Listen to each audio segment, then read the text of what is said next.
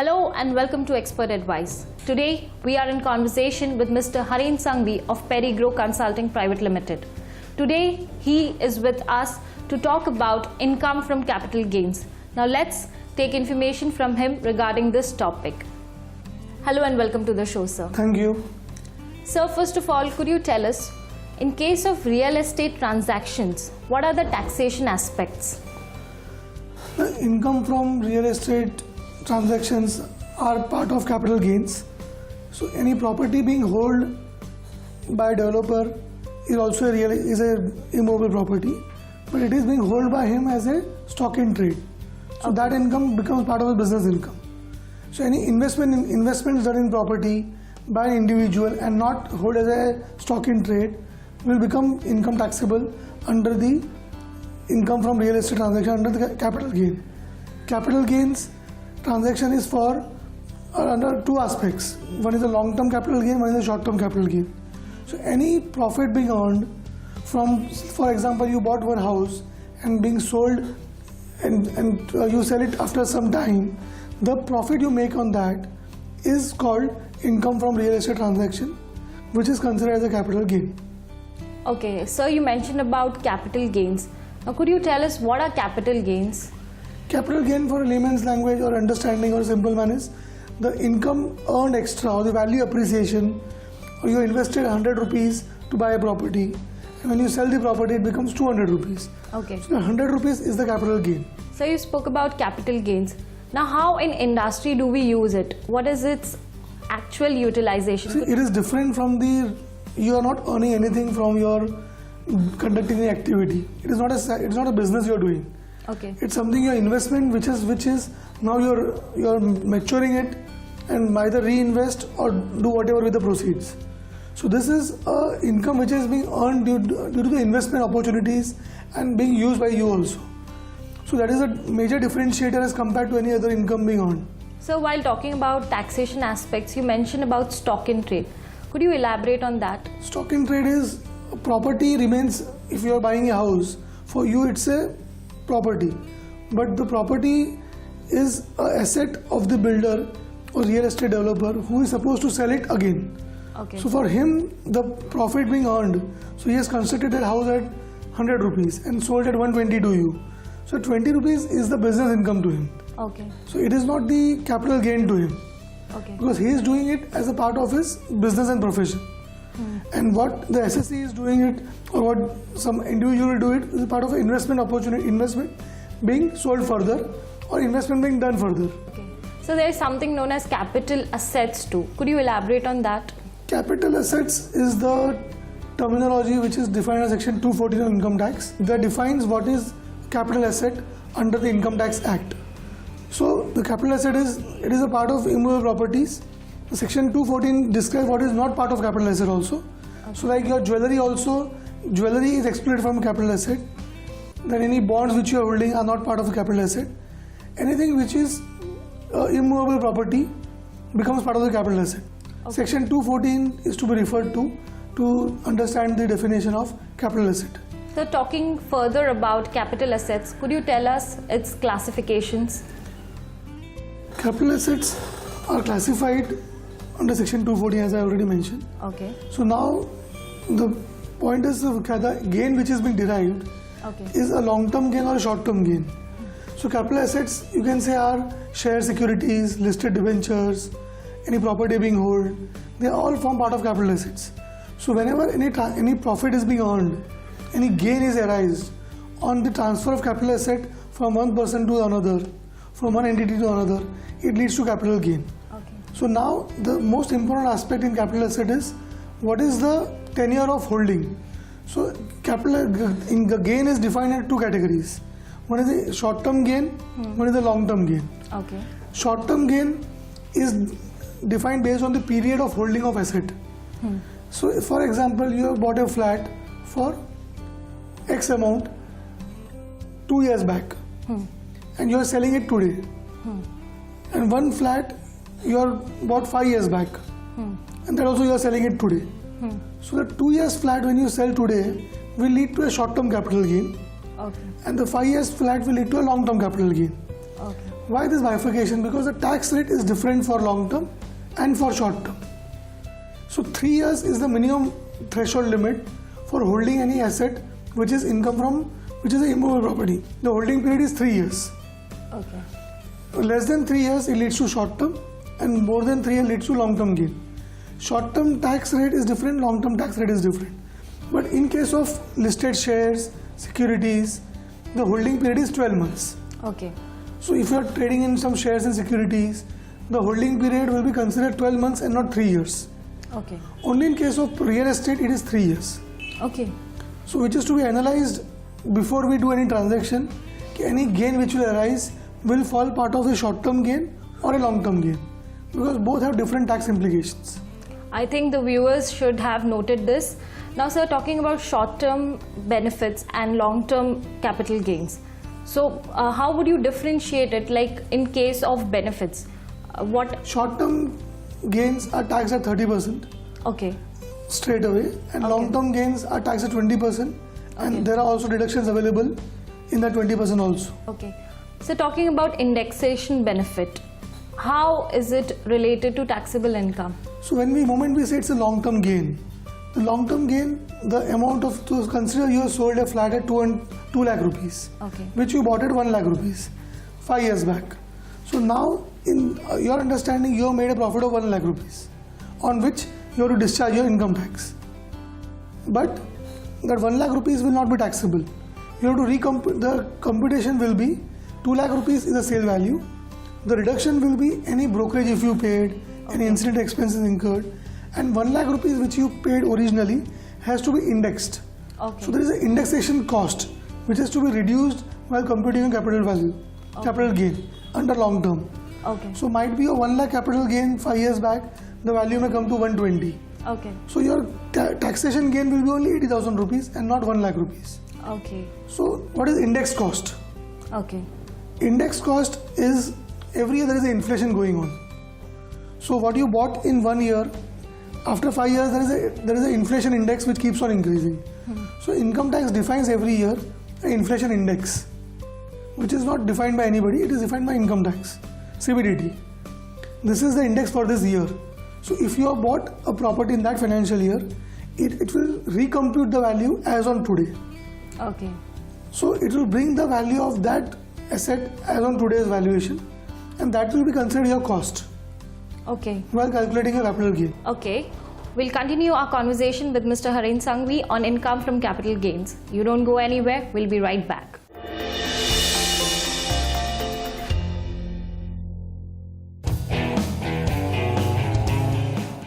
Welcome back to Expert Advice. We are speaking with Mr. Haren Sanghvi on income from capital gains. Now let's take this conversation further. So, now could you tell us what makes long-term capital gains more beneficial than short-term capital gains? Long-term capital gains, first and foremost, the taxation rate is lower. Second, you get the indexation benefit. And third and foremost, which is the most important, is you have an option by which you can claim the exemption by reinvesting the gain. So in case of short-term, you don't have that kind of option. Okay. Short-term gain leads to straight taxation. Long-term gain, you have the liberty of mitigating the tax by investing it again in some other property. So which is the biggest beneficial scenario from an SSE point of view. So suppose you sell your flat and you are supposed to, you have a gain, but you reinvest the flat. Okay. You buy another flat. Okay. So if you are supposed to pay tax on that, you will not be able to, anybody will not be able to shell out money for that, for the tax to be paid. So this, when reinvested, automatically the tax becomes zero. Why so? Could you explain the procedure? It has been done with a perspective is there is no, it's only done in a transaction. Okay. So effectively you are holding a house, you sold it, you are supposed to buying new house. So you cannot keep on paying taxes for no money being received. Exactly. So there is a transaction which has happened. So this transaction tax will not happen if you reinvest it. So which happens only in case of long term. Okay. Suppose if you bought a property and sell in 3 years, though you buy another flat, still in that case it becomes a short-term gain on which there is no exemption available, and you need to discharge your tax also and pay for your new property also. Okay. I hope the viewers noted this. Any day, long-term capital gain is more beneficial. Now sir, tell us about the inherited property. How do you calculate capital gains on that? So the general perception is when you inherit something, so when you buy something you pay a price for it. Exactly. Inheritance means there is no price being paid. You are received as a part of your gift. Exactly. So effectively the cost to buy it is nil. Yes. But there is a cost which somebody else may have incurred from whom it is passed on to you. Suppose ex-grandfather has passed on his property to his son. His son is transferred it to his grandson. So there is some price which is being paid by the original buyer of the property. It is not he has got it free.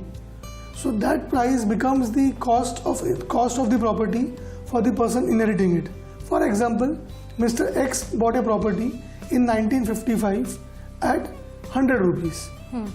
And today it is being transferred to his grandson as a part of the will. So his cost becomes again 100 rupees. So the cost of the original acquirer becomes the cost of the person acquiring the asset or getting the asset under inheritance. But here the important aspect is any property which is being inherited or which is being bought before 1481. 1481 is a threshold limit, is a cutoff date before which any property being bought should be considered the valuation as of 1481. So any property bought in 55 also will be the valuation of that property will be considered as of 1481 and will be considered as the cost of the acquirer as on today.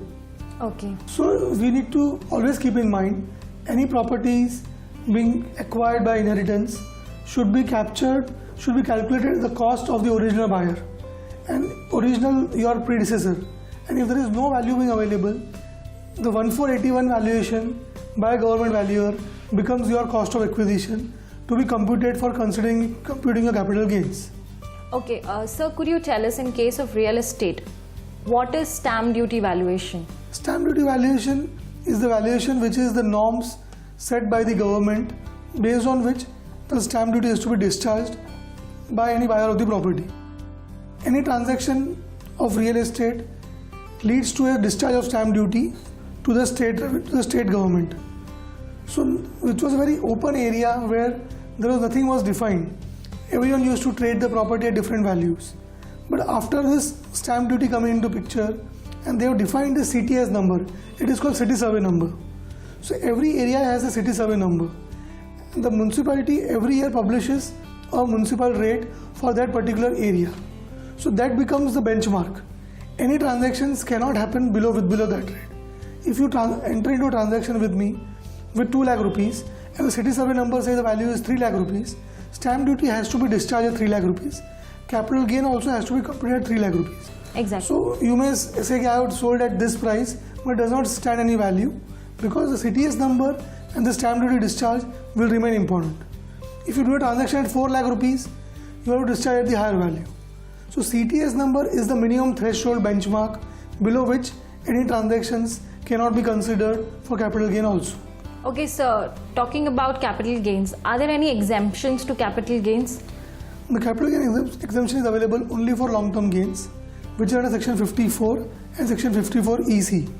Okay, so could you elaborate on Section 54 and Section 54 EC? Section 54 is basically for a long-term gain. You are investing it again in a residential property. Like you bought one flat at 10 lakh rupees and now today you are selling it at 20 lakh rupees. The 10 lakh and you are buying again another flat of 25 lakh rupees. So this 20 lakh rupees is again reinvested in the new property. So that qualifies under Section 54 as a part of the exemption. So 54 stands for reinvestment by selling a existing house or reinvestment in again a housing property. Okay. 54 EC is you are not investing again in housing. You say I don't want to buy any flat, but I want to invest, I want to claim the exemption. So in that case there are government bonds available, which is national highway bonds, in which your money has to stay invested for 3 years. So after 3 years, if you remove your money, there is no capital gain tax. Otherwise you have to discharge the capital gain tax. Okay. So now could you tell us how to claim these exemptions and what are the conditions for the same? A very important question. How to claim exemption is when you are investing in Section 54, you have to invest in the new property at not your own leisure. it has to be before 1 year or within 2 years. Okay, why so? Because the benefit being gained has to be knocked off. You may buy at your own leisure. So this is a section being defined. Okay. So if you want to knock off your capital gain tax, you have to buy before 1 year or within 2 years.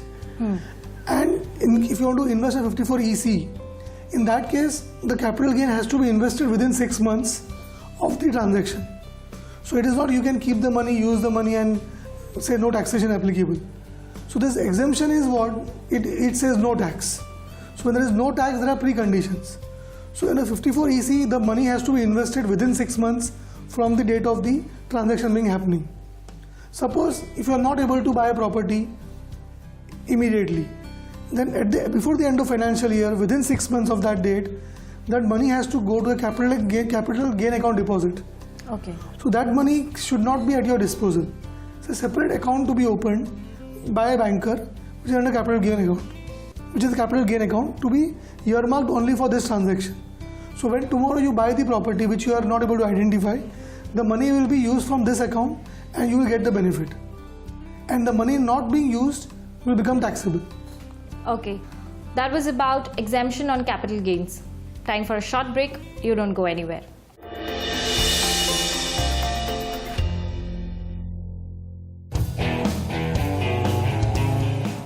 Welcome back to Expert Advice. We were speaking about income from capital gains with our special guest, Mr. Haren Sanghvi.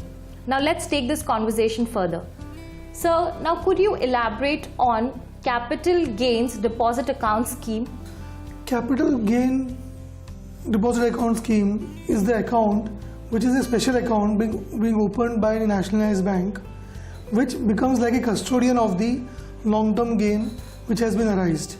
So suppose if you are selling a house at 20 lakh rupees and you get a gain of 10 lakh rupees, you derive a gain of 10 lakh rupees on the transaction, but you are not able to identify or deploy the money in the right time. So to avail the exemption, the money has to be utilized. So that money has to be deployed, has to be parked into capital gain account deposit scheme within 6 months of the transaction to avail the benefit of no taxation. This account becomes like a custodian of government or a escrow account where the money then will be used only for further buying of property.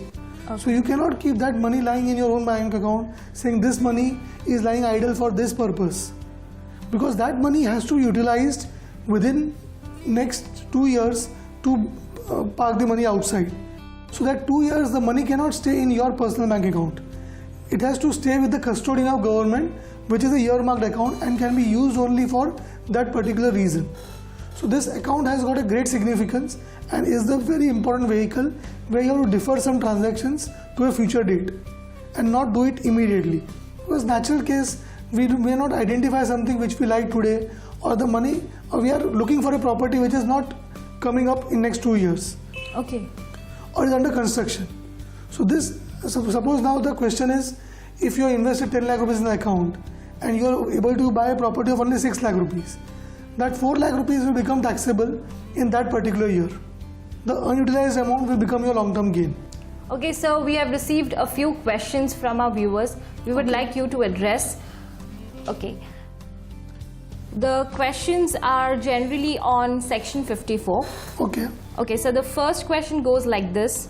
Whether exemption under section 54 is allowable if residential units of a house property are purchased from different persons. Section 54 is a section for giving exemption, claiming exemption under long-term capital gain. Okay. So it doesn't matter how many persons does the agreement. So it is the gain has to be invested. So what gain you have derived under the transaction of capital gain has to be reinvested irrespective of how many agreements you enter into. So the condition is it should be invested 1 year before or within 2 years after the transaction date, or you have to construct the property within next 3 years. So the answer is it can be claimed. The exemption can be availed. Okay, I hope the viewers are listening to this section properly. Okay, so the second question goes like this. Is it necessary that a person should reside in the house to call it a residential house? A residential house is by its natural characteristic and habitat it is not by somebody residing in the house it becomes a house. So it has to go by general nomenclature. It should be identifiable as a house and where somebody can stay. You cannot stay in a shop. Exactly. Correct. So house, but somebody can say that also is a house. So it is not important somebody is staying or not staying. The property should be a habitant property. Somebody should be able to reside, accommodate in the property and stay over there. So somebody says I stay in a shop, so it becomes a habitant property. No, because it does not have that kind of facilities. It is not classified commercially also, taxation point of view also, as a house. So it has to go on by the not necessary to stay over there. The general parlance is it can be a stayable house. Okay. It should be a habitant. Okay. Okay, sir, the third question. Is there any requirement that the assessee should file the return before the due date under section 139(1) to claim exemption under section 54F? Very important question you are trying to address is. Our viewer is also asking a very good question. This exemption is under section 54. Is depending on the time frame of your investment, reinvestment and different mechanisms which can be used, which is irrespective of return being filed or not being filed. So if you are not filing the return, delay in filing the return does not deprive you of the exemption. Section 54 conditions have to be complied and not necessarily the return filing due dates. It is always preferable to file the return on due date, but not filing for some XYZ reasons will not deprive the benefit of section 54. So vice versa, filing return on time and not satisfying the conditions of section 54 will not help. So the prerequisite is satisfaction of section 54 and not filing on time. Okay, I would say for a very good question, a very brilliant answer. Thank you so much, sir. Now, the next question. Does exchange of old flat with a new flat under a development agreement amounts to construction of new flat for purpose of claiming deduction under section 54? This question is very important from Mumbai perspective because Mumbai is going under redevelopment. Every old house is going under reconstruction, redevelopment and going for a new property. So this is the typical question which every metro cities will try to have, because the old buildings will be demolished and new buildings will be reconstructed. So this question is very important for people who are staying in the old property and are getting new flats in lieu of that. So there is again a capital gain which arises by way of transfer of old property to new property, because there is a transfer of asset, but this asset is being reinvested.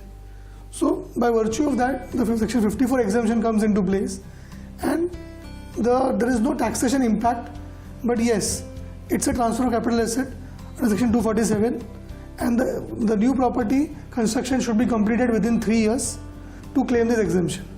Okay, I hope every Mumbaiker heard this. Now sir, the last question. Can exemption under section 54EC be claimed under where REC bond were purchased prior to date of sale of property? 54EC exemption, if you read the section, it says within 6 months from the date of transfer, the money has to be invested. There is no the section is very literal meaning. It can be post facto, it cannot be pre facto. So the section 54 very clearly defines. It can be before that also or after that also. 54EC is very clear and says it should be within 6 months from the date of transfer. So there is no possibility of you claiming it for investment done prior to that. The investments exemption has to be claimed after the date of transaction and not before that.